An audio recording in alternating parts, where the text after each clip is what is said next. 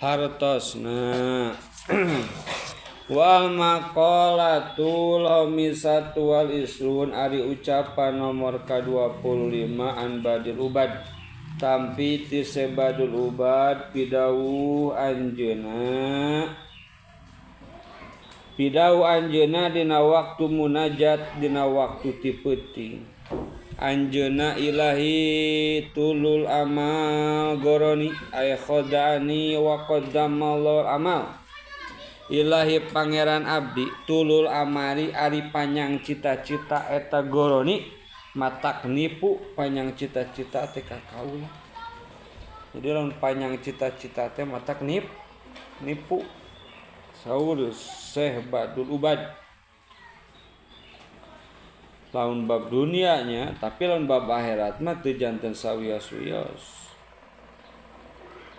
Ma bab akhirat pokona mah urang mah rek ngaji nepikeun ka maot kan eta teh panjang cita-cita itu halus tuh hari kitu panjang cita-cita.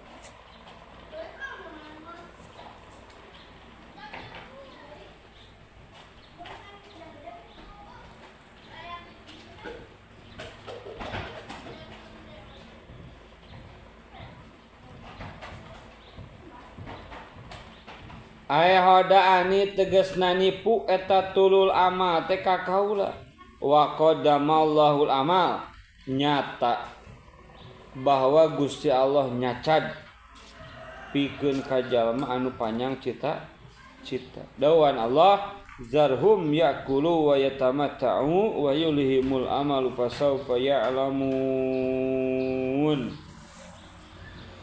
Taringalkeun ku maneh wahai kaum-kaum yaqulu ngadahar wa yatamatu jeung ngeuneunahanana wa yulhimul amal jeung kudu nungkulkeun kana cita-cita. Wa hubbu dunya ari resep kana dunya eta alakani geus ngaruksak wae resep kana dunya teh ka kaula ceuk Badul Ubad. Ai alqani tegasna nibakeun eta resep kana dunya ka kaula fil mahlakati dina karuksakan. Resep kana dunya itu. Nah urang mah ulah resep sabab ieu resep mah gote kadituna bakal hubud dunya resep.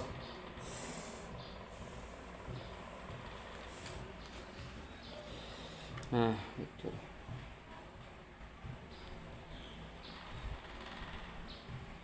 Rawana sallallahu alaihi wasallam qala man usriba qalbuhu hubbad dunya yatato minha bisalasis sakoin.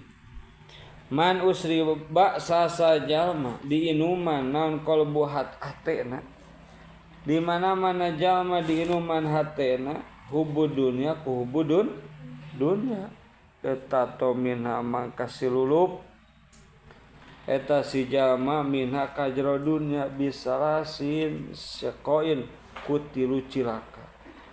Di mana-mana hate resep kana dunya mangka ku Allah bakal dilungsurkeun tilu cilaka.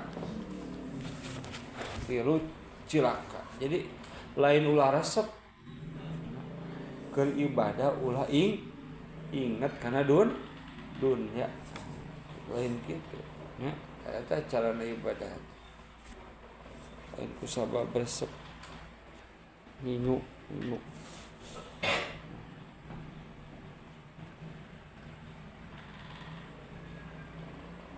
tak cita-citakeun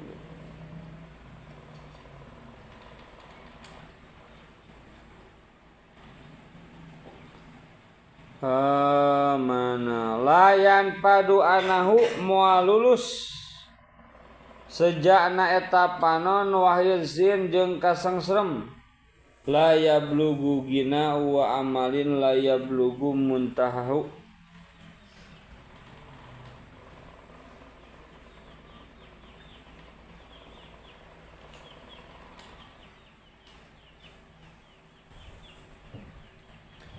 La yablughu gina moal bukti beunghar wa amalin jeung cita-cita la yablughu muntahu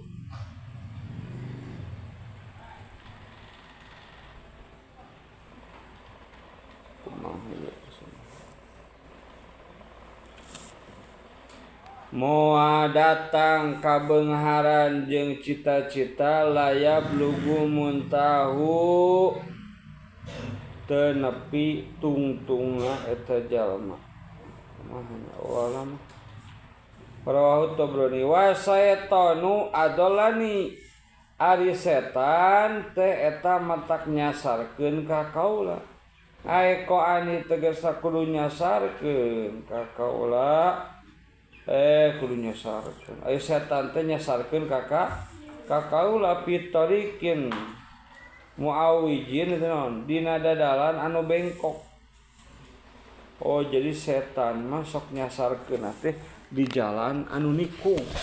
Takade jalan anu nikung teh sok loba setan. Ya. Loba setan. Oh di urang mah cenah anu nikung sok aya di parapatan jalan teh nikung. Eta kumaha? Eta ge sarua lamun sok anu nongkrong teh mah setannya baheula zaman baheula. Di jalan terus kena nongkrong gitu. Tapi mah tak ngalangan jalan teh mah nongkrong. Eta teh setan disebutna nyasarkeun ka kaula. Nyasarkeun. Wa nafsul ammaratu bisu ari nafsu ammarah bisu'i eta teh kagorengan. Allati ta'muru bil ladzat wa sahawati hisiyat. Nah ari nafsu amarah teh matak marentah kana hayang anu ngeunah. Hayang marentah kana syahwat bangsa hisi. Eta anu musnapa ka urang hisi teh panca indra.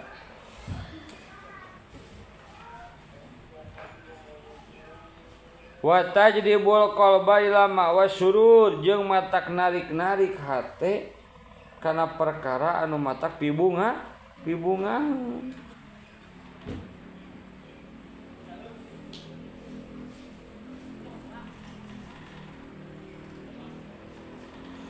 subhanallah.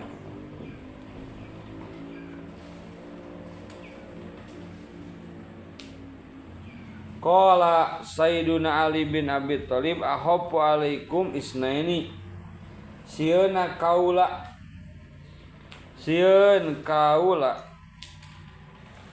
alaikum diantara maraneh kabeh isnaini dua sieun kaula seuk ceuk Sayyidina Ali dua ittibaul hawa hiji sok sieun awak teh boga sifat nuturkeun hawa nafsu sedangkan eta cilaka. Kadua sieuna di akhir zaman tulul amal panjang cita eta jadi kasieuna Sayyidina Ali dua hiji sok sieun kalakuan teh nuturkeun hawa nafsu sok sieun awak teh loba cita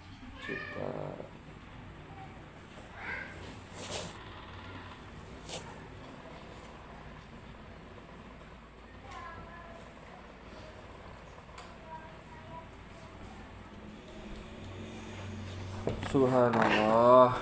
Wallahu a'lam.